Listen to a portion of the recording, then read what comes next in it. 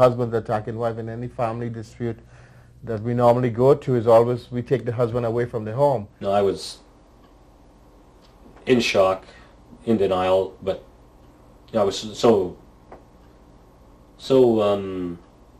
anxious to prove that this was all a mistake and I was innocent. I cooperated fully. I didn't want the Children's Aid to be able to say that I was being difficult or uncooperative.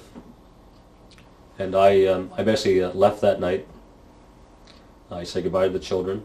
Children's Aid took I felt a lax approach to the investigation. They seemed to be very, very adamant to get the investigation going, get me out of the home, assume the worst, assume I was guilty, but then seemed to take a very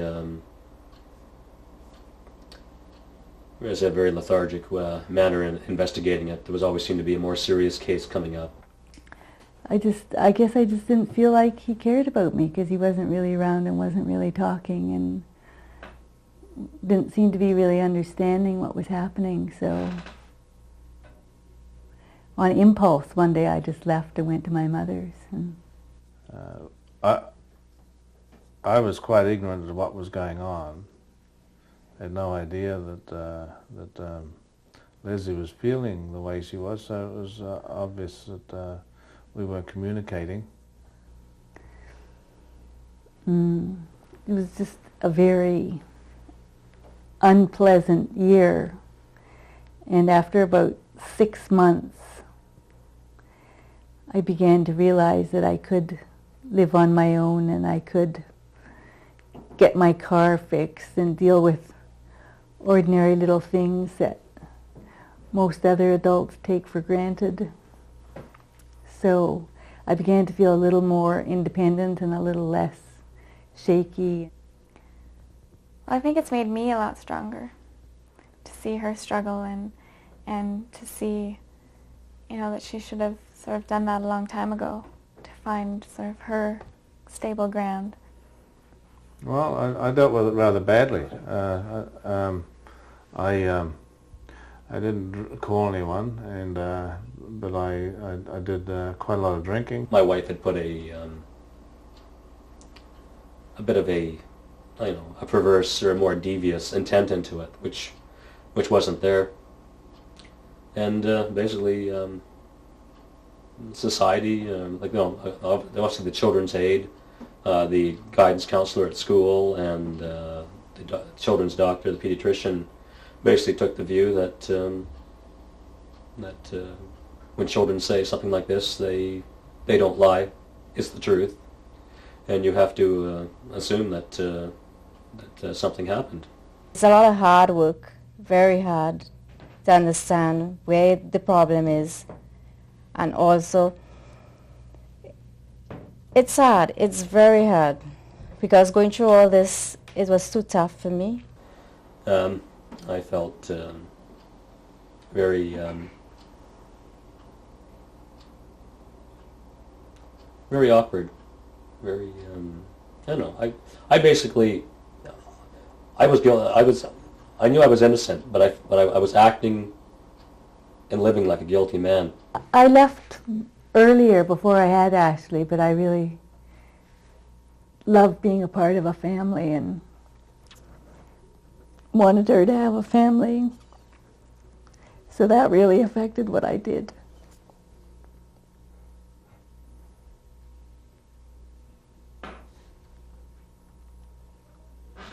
So I was meeting aggression with aggression. And sometimes what made it worse is when I think or I felt that she got upset for nothing. When I left for good, and that was just it. I didn't really believe that there was anything that could change anything or would change anything. I guess I found out, my mom called me at university and she said, can I come over? We went for a walk and she just said, I'd left your dad. I just asked questions, where was she staying and did she leave a note? And that was sort of the thing that upset me the most was she didn't leave a note and she didn't tell Dad, why she left or you know, I think after so many years he deserves at least that. After my wife and I separated, my wife took the children to see a child psychiatrist in Peterborough who specializes in abuse cases. And one statement that she made, which I found very unfair, she basically stated that somebody who is abused grows up to be an abuser. Society, institutional society, tends to look poorly on men. The example with the doctor, and also the Children's Aid Society, with taking the point of view that you're guilty until proven innocent. Ashley was really good when I first told her, and she was very supportive of me. And then later on, I think she sided more with Barry and saw more his point of view and was angry with me for leaving. But everybody else was really supportive, and Ashley was always supportive too, but I think she felt pulled between us. And I'm not sure when I sort of became angry at Mom. It just sort of happened. I blamed her. You know, she was the one causing this disruption in our lives. She was the one that left. And, you know, I didn't know what to think at all. I was confused and frustrated and angry. And, you know, one time I'd be angry at Mom, and another time I'd be angry at Dad, and another time I'd be angry at a friend for no reason. So my son was having a lot of problems at school, and he wasn't happy. And one morning he started crying. He didn't want to go to school. He didn't understand why he was always getting in trouble, and because he was the good one. His sister Natalie, she was the bad child. She was bad because she said she hated Daddy. And my wife said to her, or said to my son, Natalie doesn't hate Daddy. And Alex said, yes, she says she hates Daddy because he pulls her. I can't remember whether he said pulls or pulled. Pulls her pants down. Can I answer one question? Why the last time in, I think, last summer, that you guys were pulling me for no reason? Okay. Yeah, that hurted. I wasn't a doll that time, but I want to know, why were you guys pulling me? And it was like a string, and it was a tug-of-war. Why didn't you just say, can I have Brittany, instead of pulling me and just having a tug-of-war over me?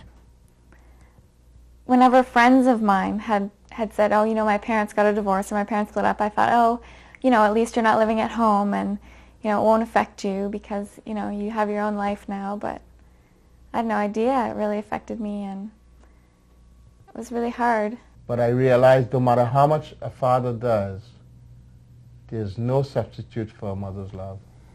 Some years ago, I heard my kids all having a discussion, and one of the things that came out from the discussion was, it's sad, but the only thing I miss is not knowing my mother. It's strange, but we're talking about being a couple, but I'm talking about being able to stand up by myself was a necessary part of being a couple. You have to believe in yourself first before you could believe in anybody else. Discover who you are. When you've discovered who you are, then you could try finding out where another person is coming from. I think the divorce, or the thoughts of divorce, frightened me a lot more than my wife. And I guess coming to the conclusion that when things are going bad, perhaps separation and divorce is the best plan of action. Separation is pretty ugly for most people. My therapist is one who believes that every person in one of his patients' lives needs help as a result of what's happening to them. So he was willing to see any member of my extended family who wanted help or was willing to come. So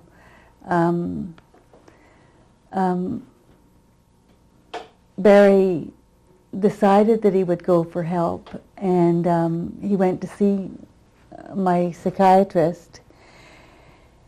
And I didn't really have much faith that he would make many changes. I thought that would just be, he was just going through the motions, and that there would be no changes, but there were changes, and he really did learn how to negotiate, and did learn how to listen, and did learn how to deal with some of his problems. So it was it was a really good process.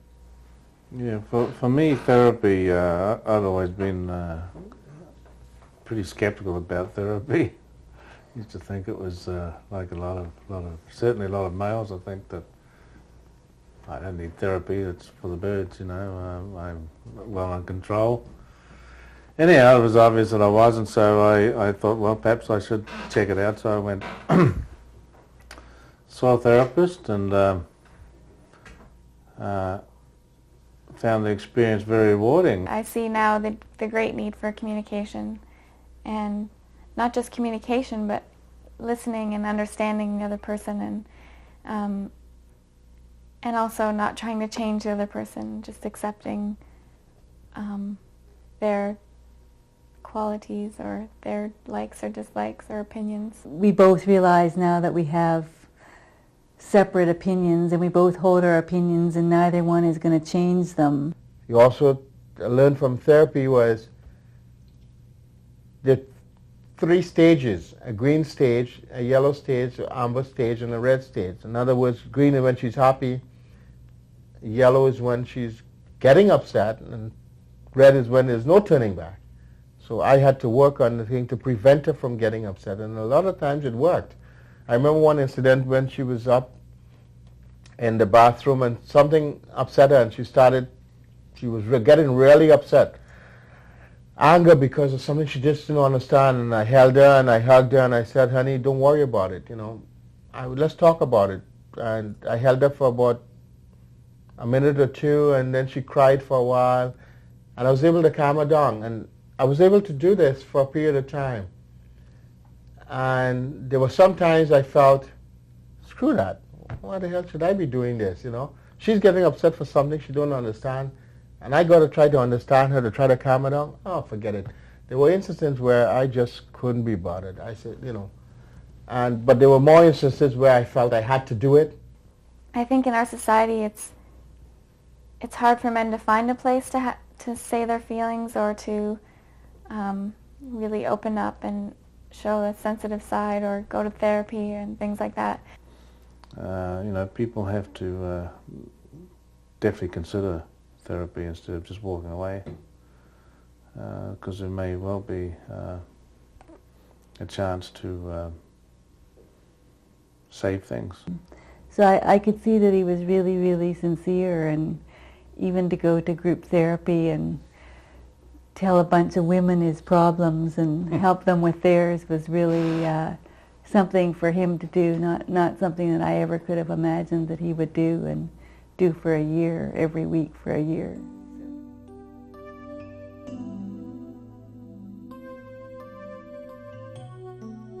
I have been involved in the past in both individual and group therapy, but never actually with the same therapist for both the individual and the group. So there's quite a different atmosphere from one to the other. But I also find some of the stuff we touch on in the group, it's different. It gives you a chance to, when you're in focus, to share your story with a larger group. So it gives you a chance to kind of build a trust factor with a larger group of people, and feel a bit more confident relating your story. Plus you can also learn a lot from other people. You realize that you're not alone. For about 6 months I was in just individual therapy, seeing a doctor once a week, and then I was in group therapy, and I think the individual therapy really helped me wade through understand what I was doing wrong. One of my difficulties is having boundaries and saying goodbye to people.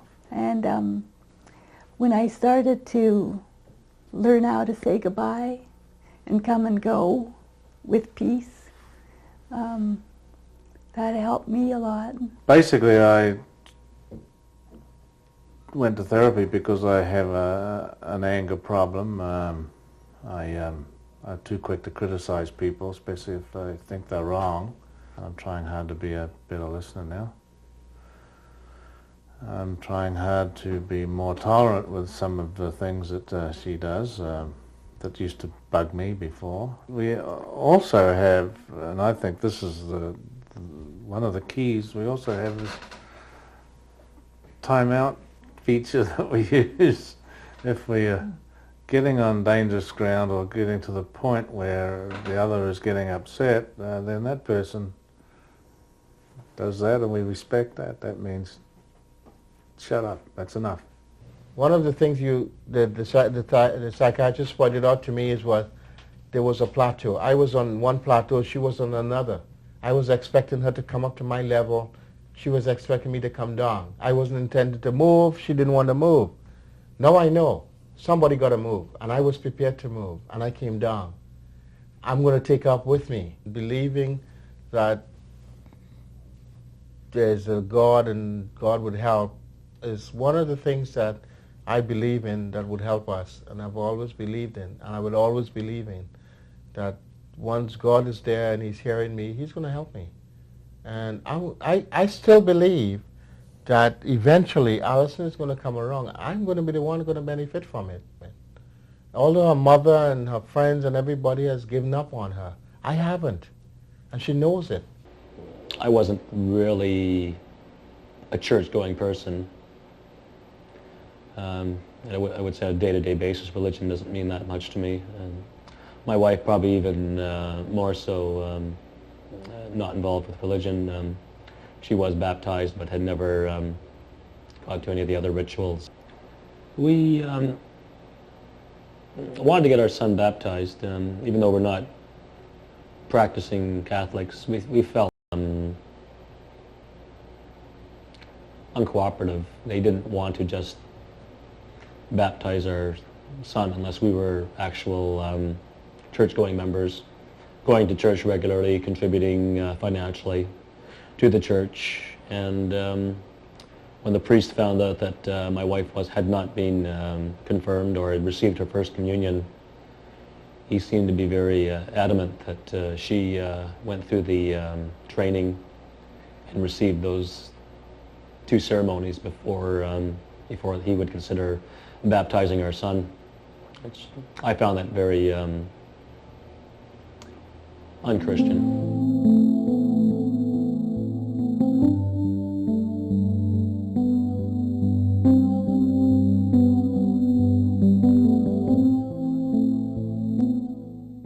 It's very much putting the past behind you and looking forward, moving forward, discovering old passions and things to help to get you back on track. I'm making a number of attempts to rekindle past hobbies, loves in my life, passions. An example, I've joined the local brass band, and I'm doing a bit of volunteer work in the community with Meals on Wheels. And I'm hoping to get into getting involved with horses again. I was involved pretty heavy with horses, competing and showing years ago before I met my wife, and I would like to get back into that again. Well, I'm back on the farm now. I've moved.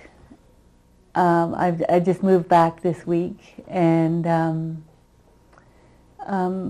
things seem to be really good.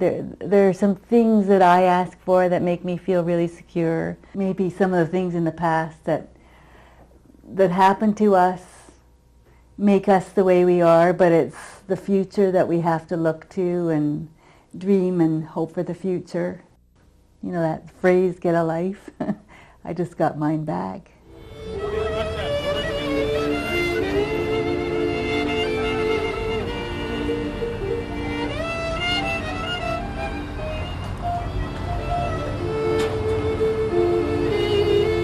Each human being is an unfinished novel that starts at birth and is left unfinished at death. When two human beings get involved in an intimate relationship, they start writing a new novel together. When 3 novels are being written and lived simultaneously, plots thicken. Some novels are short, others long. Some are artistic, others philosophical. Some are boring, others exciting. Some are harmonious, others full of conflicts. There are times when we feel we are incomplete chapters of an unfinished novel, each one of us introduced as a new character, where we have to write, act, and direct our own roles and get involved in intimate relationships to create suspense. The irony is, we can't rehearse our roles or rewrite our scripts.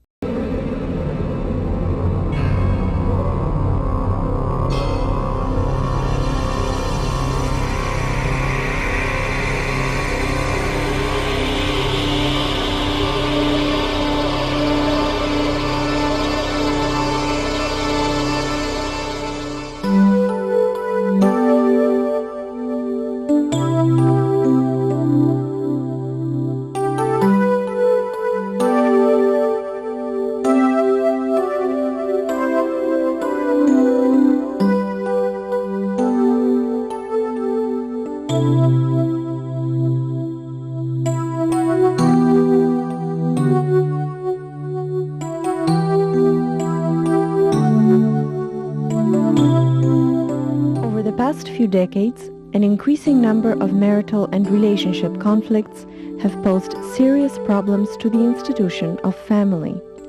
In some cases, such problems have led to separations or divorces, and in other instances, therapy and family counseling has been able to resolve differences and facilitate a new and better relationship. When one spouse feels disappointed, hurt, or betrayed, it is not uncommon to see love turning into hate, healthy communication styles breaking down, and intimate relationships becoming full of anger, resentment, and bitterness.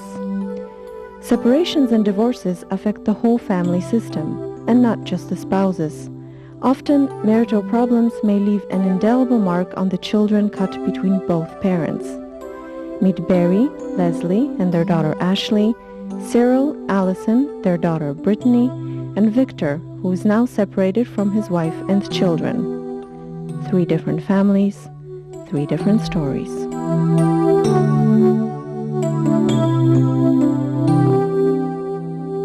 I grew up in New Zealand, brought up to the New Zealand philosophy of working to live, not living to work. Yeah, I grew up on a farm. Ironically enough, when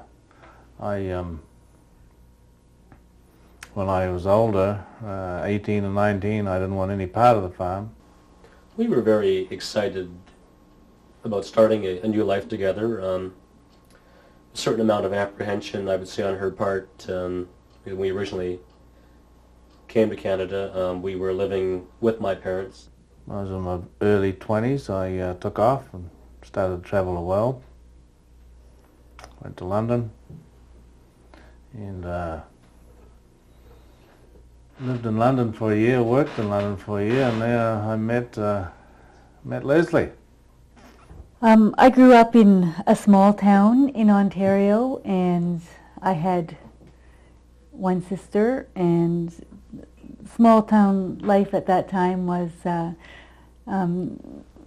kind of a closed circle. So we went to a church and we had a very close circle of friends. So that's been really a solid way to grow up. I never was ever without a girlfriend. The only thing that happened is when I was, I believe, 19 or 20, a girl got pregnant, and being a Roman Catholic, I was told by my pastor that, oh, you got to do the right thing, and the right thing was I had to get married, so I got married. My wife became pregnant. It was planned, and unfortunately, a few months into her pregnancy, there was some problems developed. There was a bit of a clash. Yeah, it was rather interesting how I met Leslie. It was in London, and I got to know this guy who said that he knew of a flat in London where there was 3 or 4 young ladies that should go over and meet them. And so I went over with a couple other guys, and we met these young ladies, took them down to a pub actually, and I spied Leslie there and was rather enchanted with her.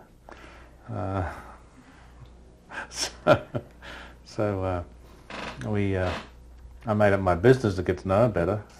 I guess I found it really difficult being in London because we settled in London and I had arranged to have a job there. And I was traveling with a friend, but I found it really lonely being away from that close circle. So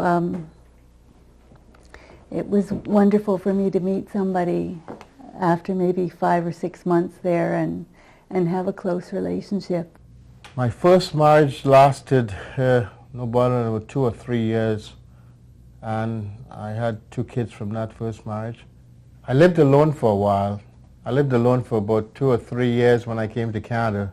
I had lots of girlfriends, as I said, and I felt I met this girl. We get talking, and next thing you know, we had a relationship going, and she came to visit. She went home, and then she came to visit and never went back. And then we lived together for a while, and then we had a couple kids, and we eventually ended up living together for 14 years. We are still friends up to this day. Best friends now than when we were living together, because now we don't have to take each other. I popped the question, and decided that she would go back to Canada, and I would go back to Canada and follow her, and we'd get married over there. I went home to Trinidad on a vacation, and I met Allison. There's something I saw in him, and I cannot say what it is. And then, like I say, I didn't know anybody wrong. It was different because everybody stayed inside, and I'm an outgoing person. And meeting Cyril was, oh yes, I think this is my dream. When I was young, I always loved to dance, and I guess if I had one dream, it would have been to be a skater. I knew what I liked to do. I knew I liked to be outside, and I liked to be with animals, and I liked to have close friends and know the people that I knew well. And so I don't think I had any dreams as far as career went. I originally wanted to do medicine. I wanted to be a doctor for a long time. Flying I was always interested in flying. I think looking back on it now, I basically